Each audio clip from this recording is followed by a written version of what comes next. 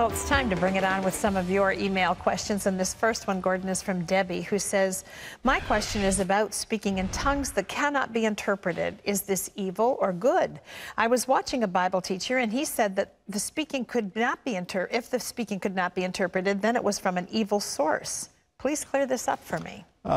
Debbie, it's not from an evil source. The Bible is very clear about what happens when the tongue is not interpreted.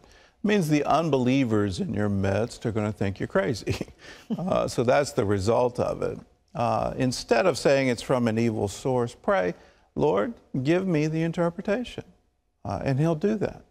He'll answer that prayer. He wants to give the gift of interpretation, just like He wants to give the gift of tongues. Okay, this is Rachel, who says, Scriptures mention women who are barren and the curse that accompanied that. With modern technology, it can be determined whether males are virile or females are barren. Was this a cultural idea that only pertained to women? Rachel, you need to read all the Scripture. There's plenty of Scripture about men who are unable to have children. And if you read in the Torah, they are excluded from the assembly.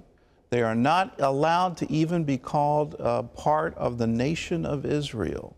They are forbidden from ever marrying. So if you think there's a problem for barren women could marry.